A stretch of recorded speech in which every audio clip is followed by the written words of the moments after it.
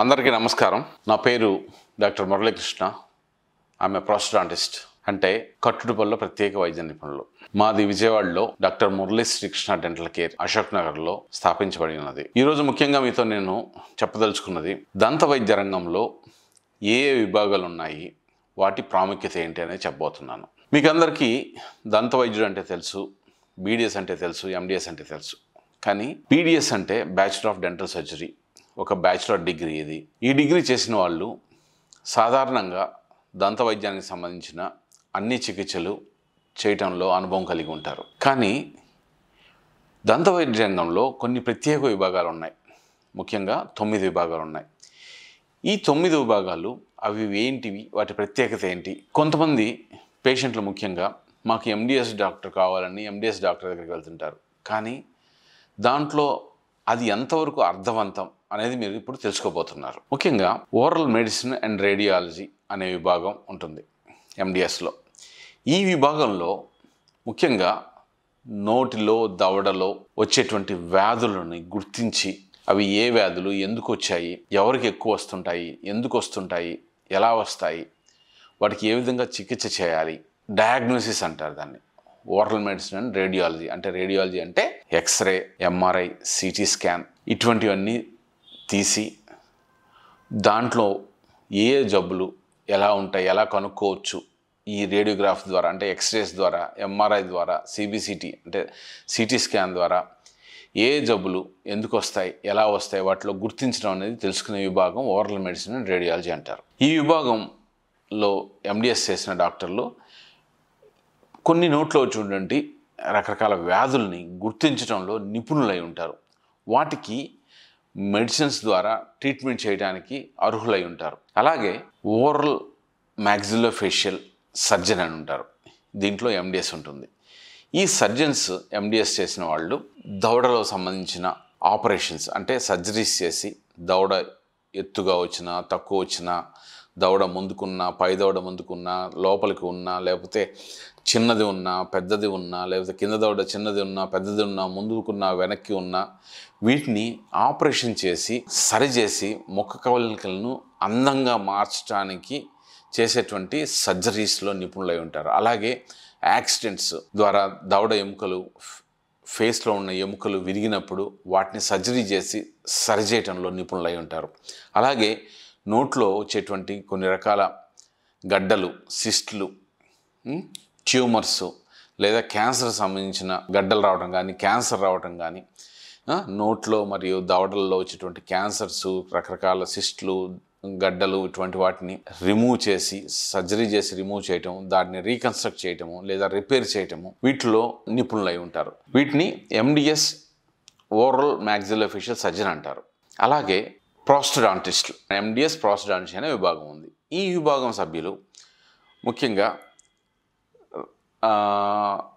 పళ్ళు లేని వారికి పళ్ళు కట్టడం, అంటే కొన్ని పళ్ళు లేకపోయినా, పూర్తిగా పళ్ళు లేకపోయినా ఆ పళ్ళని కట్టే దాంట్లో నిపుణులై ఉంటారు.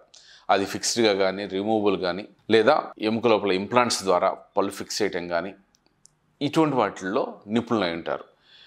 దవడ ఎముకల్లో ఇంప్లాంట్స్ బిగించి దాని మీద పళ్ళు పెట్టడం, లేదా కొన్ని పళ్ళు లేకపోతే అక్కడ పక్కన పళ్ళ సపోర్ట్ తోటి బ్రిడ్జ్ చేయటం, క్యాప్లు పెట్టడం కానీ, ఇటువంటి వాటిల్లో నిపుణులై ఉంటారు. దీన్ని ప్రోస్టడాంటిస్టులు అంటారు. అలాగే చిన్న పిల్లల్లో వచ్చేటువంటి రకరకాల సమస్యలు, పళ్ళు వచ్చే దశలో లేదా పళ్ళు వచ్చిన తర్వాత పిప్పి పళ్ళు రావడం కానీ, పళ్ళు సరిగా రాకపోవడం కానీ, వచ్చిన పళ్ళు వంకర టింకరగా రావడం కానీ, లేదా దవడ పెరుగుదల లోపాలు ఉండటం కానీ, దవడ పెరుగుదల లోపాలు ఉండటం వల్ల వయసు వచ్చిన తర్వాత ఎత్తుపళ్ళు, వంకర పళ్ళు రావడం కానీ, లేదా దవడ సైజులో తేడా ఉండటం కానీ, లేదా కొన్ని పళ్ళు ఎముక లోపల ఇరుక్కుపోవడం కానీ, పైకి రాకుండా ఉండటం కానీ, ఇటువంటివన్నీ జరిగే అవకాశాలు ఉంటాయి.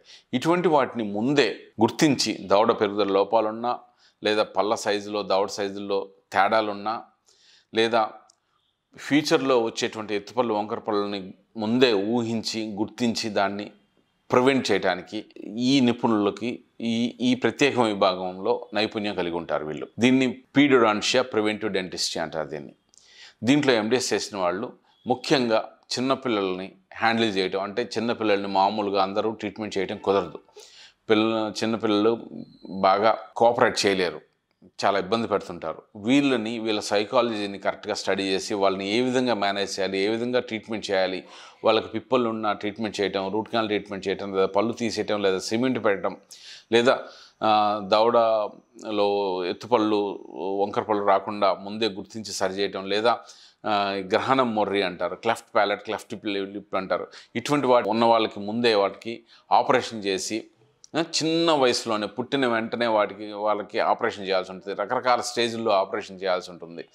ఈ గ్రహణ మొర్రి అనే ట్రీట్మెంట్ చిన్నప్పుడే పుట్టిన వెంటనే దాన్ని సరిచేసే అవకాశం ఉంటుంది. దాన్ని రకరకాల స్టేజ్ల్లో వయసు పెరిగే కొద్దీ గ్రహణ మొర్రి ట్రీట్మెంట్ని ముందే అబ్జర్వ్ చేస్తూ సర్జరీలు చేస్తూ రిపీటెడ్గా సర్జరీలు చేస్తూ దాన్ని సరిచేసే అవకాశం ఉంటుంది.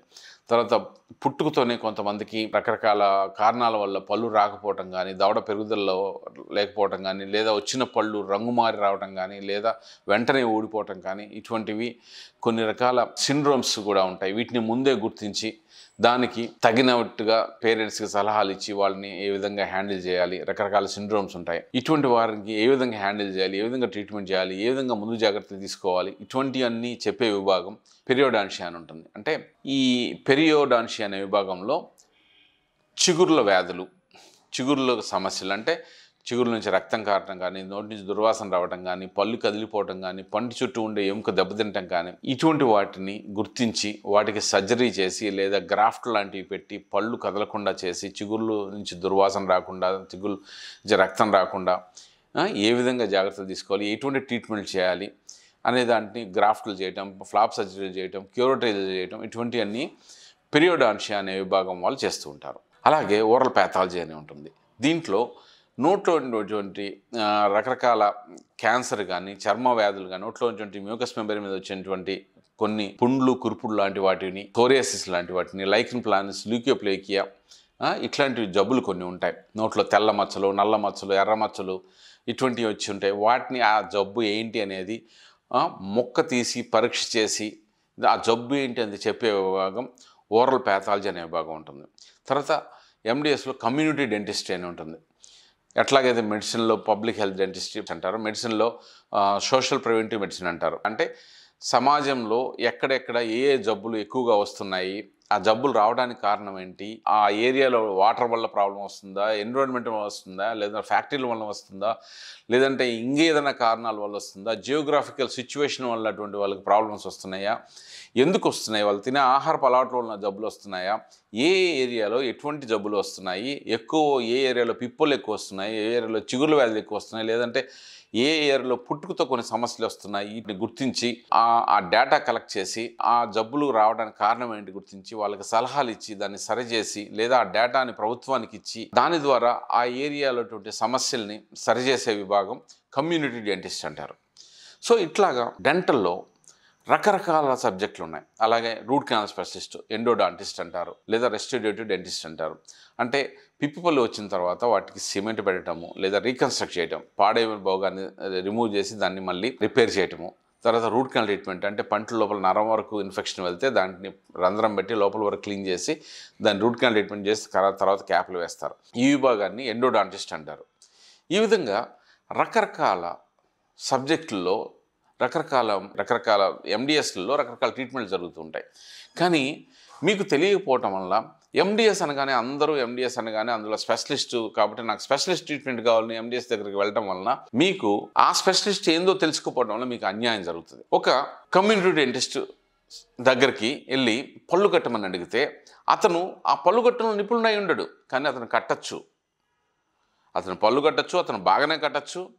కానీ మీరు కోరుకున్నది ఏంటి, నాకు ఒక ఎండిఎస్ డెంటిస్ట్ ద్వారా ట్రీట్మెంట్ కావాలని కోరుకుంటారు. కానీ ఆ ఎండి డెంటిస్ట్ పళ్ళు కట్టే స్పెషలిస్టా కాదా అని తెలుసుకోకుండా మీరు వెళ్తున్నారు. అలాగే ఒక సర్జరీ చేయాలి, ఎముకకు సంబంధించిన సిస్ట్ లాంటిది వచ్చింది, దాన్ని సర్జరీ చేయాలి. ఒక ఓరల్ మెడిసిన్, నాకు ఎండిఎస్లో సర్జరీ చేయించుకుంటా అని చెప్పి ఓరల్ మెడిసిన్ దగ్గరికి వెళ్తే అతను సర్జరీ చేయొచ్చు, అతను నిపుణుడు కాకపోయినా అతను బీడిఎస్లో నేర్చుకున్న నైపుణ్యంతో సర్జరీ చేయొచ్చు. కానీ మీరు కోరుకున్నది ఏంటి, నాకు ఒక స్పెషలిస్ట్ ఎండిఎస్ ద్వారా సర్జరీ చేయించుకోవాలనుకున్నారు. కానీ మీరు వెళ్ళింది ఎవరి దగ్గరికి, ఒక ఓరల్ మెడిసిన్ అతని దగ్గరికి వెళ్ళారు. కానీ మీరు వెళ్ళాల్సింది ఎవరికి, ఓరల్ సర్జన్ దగ్గరికి వెళ్ళాలి. అలాగే పళ్ళు కట్టించుకోవడానికి, లేదా రూట్ కెనాల్ ట్రీట్మెంట్ చేయించుకోవడానికి, లేదా చిగుర్ల వ్యాధికి సంబంధించి మీరు ఆయా స్పెషలిస్ట్ దగ్గరికి వెళ్ళకుండా వేరే స్పెషలిస్ట్ దగ్గరికి వెళ్ళడం వల్ల మీకు ట్రీట్మెంట్ సరిగా జరగచ్చు, జరగకపోవచ్చు. కానీ మీరు కోరుకున్న ఎండిఎస్ దగ్గరికి వెళ్ళాలన్న కోరిక ఎందుకు ఆ కోరిక కోరుకున్నారు? మీకు స్పెషాలిటీ ట్రీట్మెంట్ కావాలని. కానీ ఆ స్పెషాలిటీ ట్రీట్మెంట్ కావాలి అంటే మీ సమస్య ఏంటి? ఆ సమస్యకి సంబంధించిన స్పెషలిస్ట్ ఎవరు తెలుసుకొని వెళ్ళటం వలన, లేదా మీరు వెళ్ళిన క్లినిక్లో మీకు ఒక సర్జరీ జరుగుతుంది, లేదా రూట్ కెనాల్ ట్రీట్మెంట్ జరుగుతుంది, లేదా చిగుర్ల వ్యాధి జరుగుతుంది, లేదా ఒక పళ్ళు కడుతున్నారు, లేదా ఒక చర్మ వ్యాధికి సంబంధించిన డయాగ్నోసిస్ జరుగుతుంది. దీనికి సంబంధించి మీరు ప్రశ్నించవలసింది ఏంటి అంటే, నా సమస్యకు తగ్గ స్పెషలిస్ట్ మీరేనా కాదా?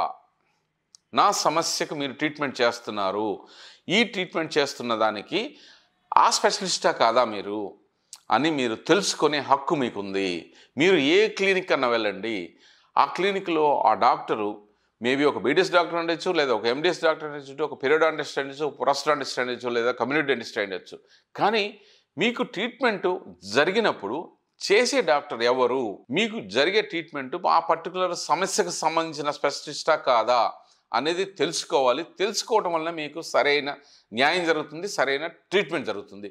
ఇది మాత్రం అందరూ గుర్తుపెట్టుకొని మీకు ట్రీట్మెంట్ చేసే స్పెషలిస్ట్ ఎవరో అడిగి మరీ తెలుసుకోండి. Thank you.